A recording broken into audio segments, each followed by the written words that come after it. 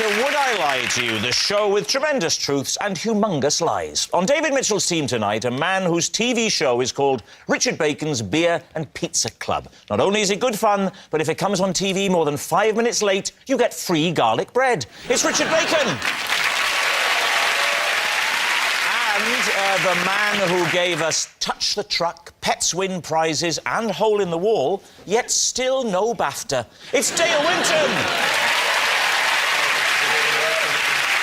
And on Lee Mack's team tonight, a TV presenter who's so immersed in the culture of horse racing, when she buys a new pair of shoes, it's all she can do to stop herself nailing them on. It's Claire Balding! And a comedian and star of the very realistic Call the Midwife. I didn't watch it myself. I just stayed the other side of the screen and offered encouragement. It's Miranda Hart! And so we begin with round one, Home Truths, where our panellists each read out a statement from the card in front of them. And to make things harder, they've never seen the card before, so they've got no idea what they'll be faced with. It's up to the opposing team to sort the fact from the fiction. Dale is first up tonight. OK. As a child, rather than sleeping with a comfort blanket or teddy bear, I slept with a potato. Lee Mack, what do you think? Was it the same potato, or did you have different potatoes over the years? Well, that was the problem, because you get attached to a potato. So, when you get attached to a potato, it's rotting a bit, but it's your comfort. It's like your teddy bear's, it smells of your old teddy bear, or whatever it happens to be. The potato is my favourite potato, and I used to draw on it. So it was one potato the whole time? The actual truth is, it was taken away from me, and I cried and I cried and I cried, but they threw it out. So it took me like another 3 or 4 weeks to get used to the new potato. Dale, did they have names, your potatoes? No. You slept with a potato that you didn't even know its name? Well... Yes, slag! Did you hug them? Did you have them close to your face? I used to put it on the pillow like that, and I used to bash it. Bash it? Why did you bash it? Is that how you show love, Dale? What's the bashing? Well, I used to like the dent it made in the pillow. Oh, so you'd bash it onto the pillow, and then you'd And then I sleep... would take it out, so that's where you're going to bed later. Be honest, Dale. Is the truth of this story that your parents would shout through the door, "What are you doing in there?" And you'd say, "Nothing, just bashing the potato"? You haven't asked me why I stopped, and this is why you'll realise...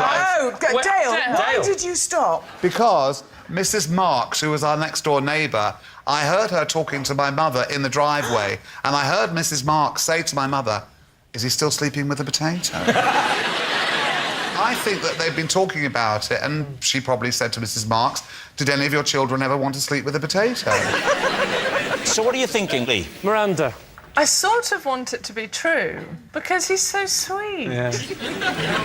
I do think the two winning things are that that's where you're going to sleep, and Mrs. Marks. Well, do you know what? Is he still That's the sleeping thing. with... I think Mrs. Marks exists. Yep. Yeah. And I like Mrs. Marks. Yeah. I like what she represents. She represents the sanity of the street. And the beauty Whereas is... the Wintons, they're all over the shop. So what are you going to say, Lee? What's it going to be? What do you think? I think Do you think it's true? I do think it's true. I think it's true. All right, I'll go with my team and say that it's true. You're saying it's true. OK. Dale Winton, the potato in the bed. Was it the truth or was it a lie? I have slept with many things over the years, because I'm a very old man, but I have never slept with a potato. It's a lie! Yes, it was a very convincing lie. As a child, Dale didn't sleep with a potato. Richard, you're next. OK. When I worked in McDonald's, my long-term girlfriend joined the queue to my till, and when she got to the counter, she dumped me. Lee. So how old were you? I was 18. I think I was 18. OK, so you're 18 years old. How long did you consider a long-term girlfriend to be when you were 18? Well, she was actually my first girlfriend. Her name was, presumably is, Kate. Not in touch, she could have died. I mean, I don't know, you know. But, Yeah, look on the bright side. Kay dumped you. Was she special? She was. It's a Special K joke. I'm not explaining it all. Oh, very Am I allowed to good. mention Special K, Rob, or do I have to mention Crunchy on cornflakes? Well, I think when it comes to breakfast cereals, there is one that stands head and shoulders above all the rest. So how long was long term? 2 years. But when you're 18, that's a long-term Can relationship. you remember what she said to you? I can't actually, Miranda, no. But what made it doubly heartbreaking was I loved that job, and... What? Well, you didn't get a sack, did you? Well, no, but I loved the job, and then she came in and broke my heart at this place that meant so much to me, and that added to the emotional impact of what she said. What was it about the job that you love so much? Let me tell you a fact about this place. This is amazing, right? The regular meat, which is the meat that goes in their signature burger, it goes from frozen to fully cooked in 44 seconds. I found this amazing. Fascinating. Well, I wonder why she dumped you.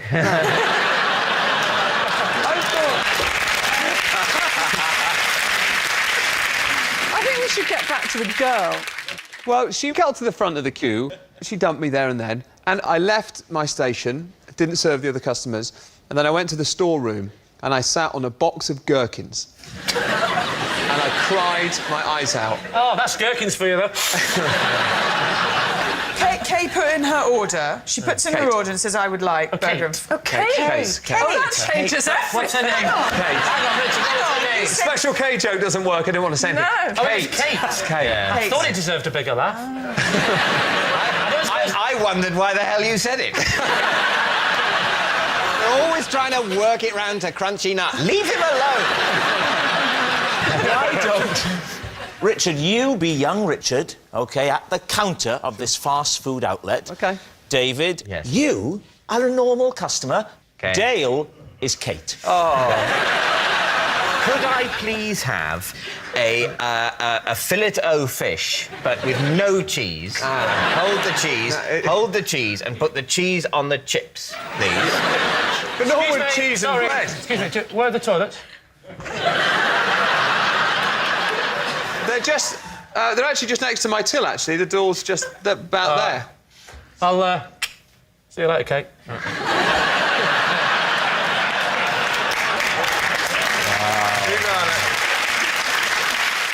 Oh, gosh, it's my girlfriend Kate. Hello, Kate. Well, I thought I'd come in and see you tonight. I haven't heard from you.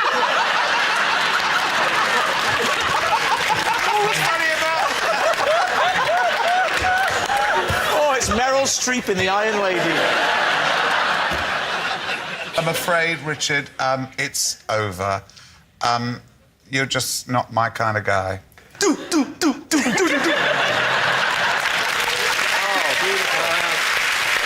Beautiful. So what are you thinking, Lee? Does this sound credible to you? I'm suddenly going truth, and I think he was dumped in a queue OK. at said burger joint. Said burger joint. I find it staggering that he remembers all the facts that he remembers about how long it takes meat to defrost, and yet he cannot remember what she actually said There's when an she got answer to to the that. front of the queue. But is he... The answer to that is he's a man. So, Lee, what's it going to be? Truth or lie?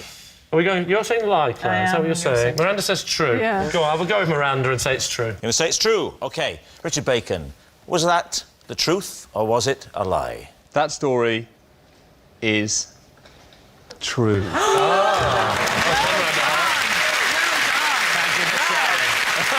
Yes, it's true.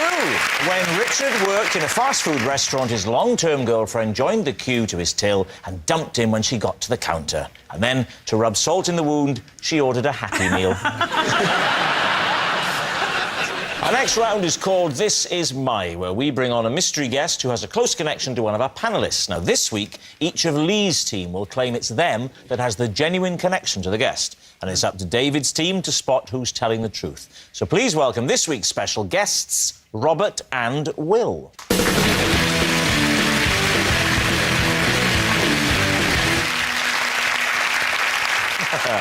So, Claire, what are Robert and Will to you? This is Robert and Will. They do my garden, and to avoid the embarrassment of me ever getting them mixed up, I call them both Barry.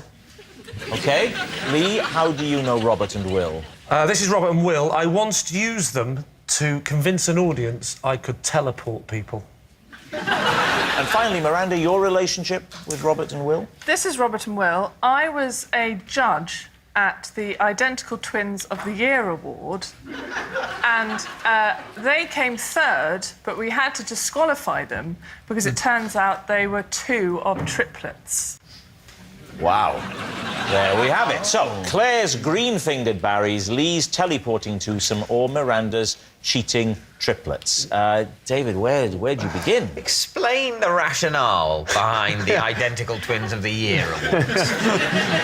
Well, I have to say, when I was asked to come along and judge, I was a little confused, but I think there's a sort of magazine or trade magazine, or it's part, or there was some... A trade magazine? What's the trade? Twins! For the marketing of twins. Twins. Yeah, I've heard of that. I've actually heard of the competition, yes. There is a competition to do There with are. twins. What do they have to do in the competition? Well, there's the physical look-alike thing, like how much they look alike. And then they also do kind of games like Mr. and Mrs. type games, so it's a personality thing as well. How did they do? Did they win, or...? No, they came third, but they were then disqualified. What? Oh, because of the triplets thing? Yeah. And we did see a third, but I didn't see it, but apparently there's a third one. So the triplet turned up to this event? Yes! That's not exactly Moscow rules, is it? The third one was picking them up to take them home. And was seen. Claire, Robert and Will are your gardeners, and you call them both Barry. Isn't that a bit of sort of an affront to their individuality? No, because the first time I did it, I said, would you like a cup of tea, Barry, love? And as soon as you put love on the end of it, they're fine with it. They just smiled and had a cup of tea, and they were fine. And do you know, a lot of... when sound engineers work a lot on outside broadcast, they all call each other Percy. They all call each other Purse, and so they call me Purse as well, and I call them Purse, and I called them Barry. Yeah. Why? Because they work with so many different people, they can't actually remember everyone's names. Are you sure they're not trying to mug you? Purse! Purse! Those nails, they're very clean for gardeners, aren't they? Well, I hope they've had a bath before they come tonight. No, but they are pristine, beautiful, soft hands. I'm not coming on to you. Richard, if you want to go and have a look, you can. Thank you very much. I'd love to do that. You're not allowed to touch, but you can look. Yeah. Do you want to have a look, Dale? Would you like to Not get up close? particularly. Really? Oh, go on then. I'm now not as attracted to these hands as I once was. There's actually some dirt under the nails. All right. Don't touch, Dale. Just Could look. you turn them over? I feel I should have a look as well. Or it'll look unconscientious.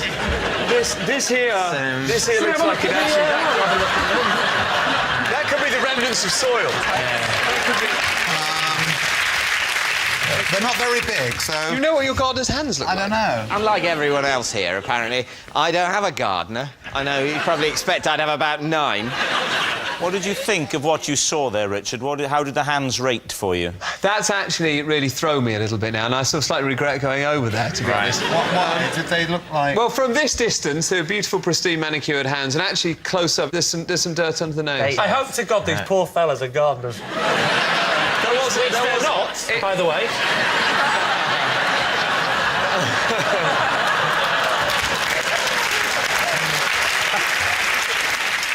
Lee. Yeah. Now, You're going to bother going through this one, aren't you?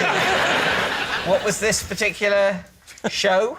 You were trying to pretend to the audience that you were able to teleport people. Correct. Was it a stage show or TV show? Was it a stage show or a TV show? Oh, that's funny. Are you an interpreter of Dale? I thought you'd said it, I'd missed it, so I was asking my team captain. So what's your friend saying, David? What was it, a stage show or a TV show? OK. It was a stage show. And where was it on? It was on at the Hackney Empire. And when was it on? It was on in the mid-90s. And what was it called? It was a new act competition for new people, and I thought I'll do a magic trick because it'll impress everyone. Yeah, make up for the comedy. What you said at the end, I'm sorry, everyone, but I can't teleport. Talk me through the act. What did you do? good. Magic circle, love. Magic circle. Right. Can't tell you anything. You don't have to tell us. So, what's the illusion we're supposed to be seeing? So I'm not going to tell you how much it's a magic circle. You're not going to say how you made it look as if you teleported. Oh, no. Oh, I see. You're very very wise. I'm not giving away my secrets on television. So go on, Lee. What did you do? You're there on the stage. The So I'm on audience stage, are enwrapped. So I come on and I bring someone out the audience and then I put them in a box at one side of the stage, or in a cupboard, actually. I put them in a cupboard. And then I do a bit of the showbiz magic. Yeah. Said a few words, not remember now. Might have been Alakazam. And then do the side, and then I open up a box, and out comes the first person who's gone in. Out the other. Well, it looks like that. Yeah. But clearly he was already in the box. And he sits down, and the audience give me a big round of applause. So that's actually quite good. And he goes and sits down in the seat. So you've done the teleport thing. Then what do you do? Straight into the levitation. I'm not an idiot. Actually, as a technique for a magic trick and trying to make it look as though someone's magicked across the room, it's actually quite clever using identical absolutely. twins. Do you still do it in the act, Don't though? tell me. Tell the judges that night. Well, how did you do? Awful. Came third. Turns out I was a triplet. Right, we need an answer. So, David's team. Are Robert and Will Claire's green-fingered Barrys, Lee's teleporting twosome, or Miranda's cheating triplets? What do you think, Dale? I think it's Lee. I think he's telling the truth. OK, Richard, what about you? I don't believe Lee, and they had a bit of soil on their hands. I think the gardeners. David, what about you? I don't think Lee did a random magic trick at the beginning of his tryout spot at the Hackney Empire in 1995. Maybe he did, but I don't believe it. So I think I agree with Richard. I think it's Claire. You think it's Claire? Yeah. OK, here we go. Robert and Will, would you please reveal your true identity? I'm Robert. I'm Will, and Lee tried to convince an audience that he could teleport.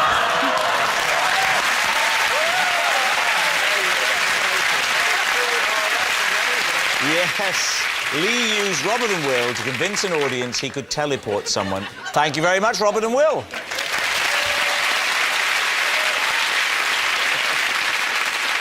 Which brings us to our final round, quick-fire lies. We start with Lee.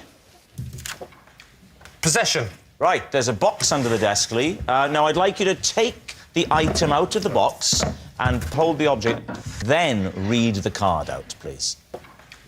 This is my dibber. I donated it to the British Lawnmower Museum, where it is now a permanent exhibit. David. What is a dibber? What's a dibber? A dibber? That's a good question, David. And would you believe me if I was to say I don't know? But it's a Yes, I would. I might be for you. That's... Yeah. Could be any of these. Okay, It's to do with gardening. So what does your dibber do? Pardon? What does your dibber do? Are you Fred Flintstone? Answer the question. What does your dibber do? Not 100% sure, but at a guess, I would say that a dibber is for pushing holes in the ground. Yeah. And then maybe popping something in there, like a seed. You put I seed- see. How did your dibber come to be in the British Lawnmower Museum? I'll tell you, Inspector Morse. Have you ever been to Southport, my hometown? I have, yes. Oh, great. Can I start again? Yes. Right. I have never been to the British Lawnmower. I was online. But it is in Southport. It is in Southport, Yeah. that's true. And I did see it online. What did you put into Google that came up? Well, you don't want to know that. But I noticed on the website there was a bit that said the tools of the rich and famous. Famous tools, that's what I typed in.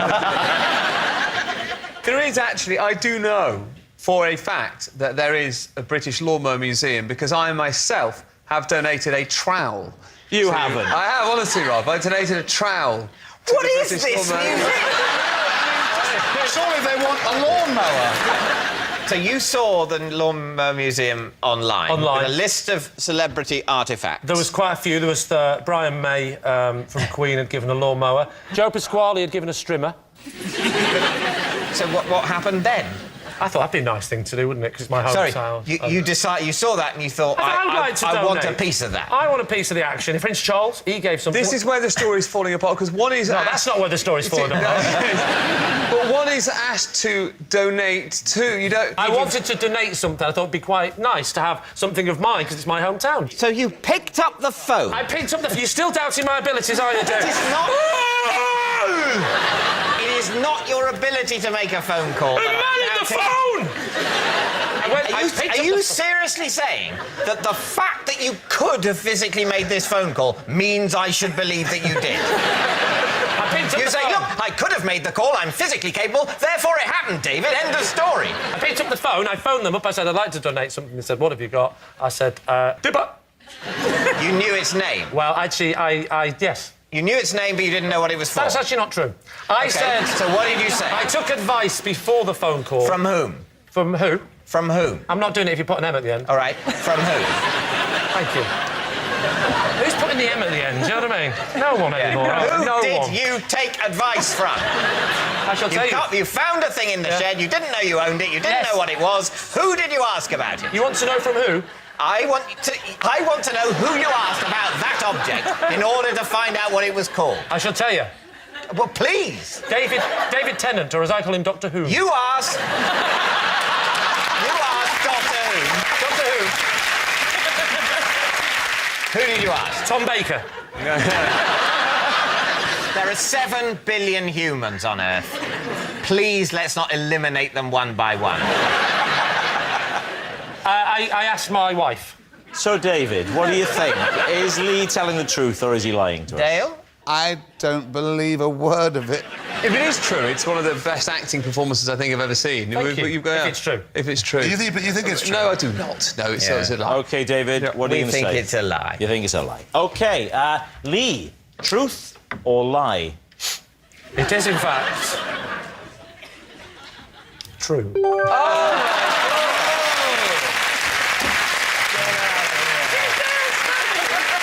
Not only is it true, but how exciting is this? We've got a picture. There it is, in situ, at the British Lawnmower Museum. Yeah, it's incredible, isn't it, eh? Just a simple tool who donated his dibber to the British Lawnmower Museum. Next. It's Miranda. I once embarrassed myself in front of the local vicar at Christmas. Is that it? Vague, isn't it? Is that all we're getting? Well, no, we can get more. What happened? Well, it was Christmas, and the vicar had to come round to my aunt and uncle's where I was having Christmas. The sort of drinks, I think. I went to sit next to him and sat on the edge of a sofa. And as I sort of sat back like that, I broke enormous wind. And did he say anything? He sort of... It's here! No, I don't think he did, which is what made it so funny for me. Why did you go over to sit next to the vicar to start with? Because I think my sister was there, and I thought, oh no, she's been lumbered with the vicar. And I thought, oh, she might need some conversational help. Brilliant. Yeah. Which I sort of provided. What direction was the vicar at this point? I don't know if he was down or upwind, but he was involved. Miranda. I mean, he could... You saw his hair move. I think actually what I did was... That is a great image. I think I burst out laughing, did one of those laugh spits. Spits? So having farted at the man, you then spat on him. You know when you go... So it was like... So what do you think, David? What are you going to say?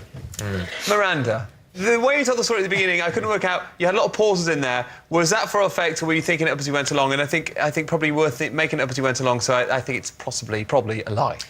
Dale, what do you think? Miranda is like one of those fabulous people in the world who's uninhibited with no... Am I right? You're kind of like, oh, what the heck, I don't My care. face is a mask. So you think it's true, You think it's a lie? Yeah. I'll say I think it's true. You think it's true? OK, Miranda. True? It is actually true. Yes, it's true. Miranda did embarrass herself in front of the local vicar. Next. Oh, it's me. When I'm in a play, as part of my nightly vocal warm-up, I perform sets of scales in the voice of a chimpanzee. Okay, will you give us a quick rendition? Of course.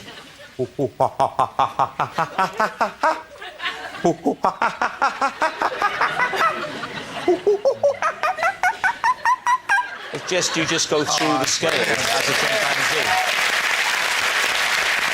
Do you just do this for plays? Because I've been next to you in a dressing room, I think, for a gig, and I didn't hear chimpanzees. I used to do a singing tape of oh, and then what? That was lovely. That's lovely. And la la. That's really is lovely. Don't blow your nose. Rob, where did you get this from? Who was it? Another celebrity that gave you the idea? No, it was one night I was doing it, and the other actor said, when I started going, ooh, ooh, ooh, ooh, ooh, ooh, ooh, to just relax, ooh, ooh, ooh, he said, you sound like a chimpanzee. So then I went, ooh, ooh, ooh, ooh, ooh, ooh, and I found it really opened up the diaphragm, and it actually worked. Can you go the other way? Can you go from the high note That's down what to Dale the was asking me earlier. Is he angry, Lee? Is he angry? Well, it's hard to tell what colour his face is, but can you go...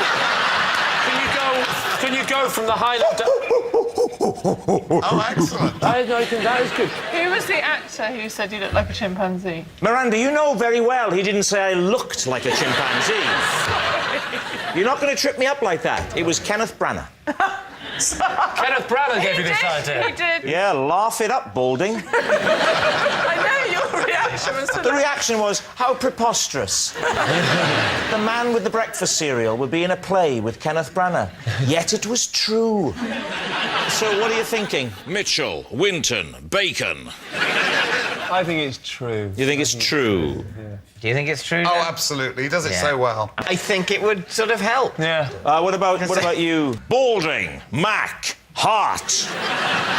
That sounds a series of illnesses, that. I mean, I'm afraid you've got balding Mac heart. So what are you going to say? I think he's probably lying. I think it's true. Imagine You're you saying and true, you're Branagh in saying the it's a wings lie. having a right old hoot doing that together. You say... No, I'm going to go with Claire. You're going to say lie? Yeah. You're saying lie? You're saying true? True. It is, in fact, a lie. Well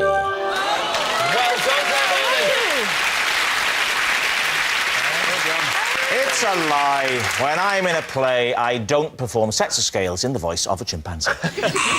Oh, that noise signals time is up. It's the end of the show. I can reveal that Lee's team have won by 4 points to 2. But of course, it's not just a team game. And my individual liar of the week this week is Dale Winton. Yes, Dale Winton, a man who lies so much, I don't know how his wife and 3 children put up with it. Good night.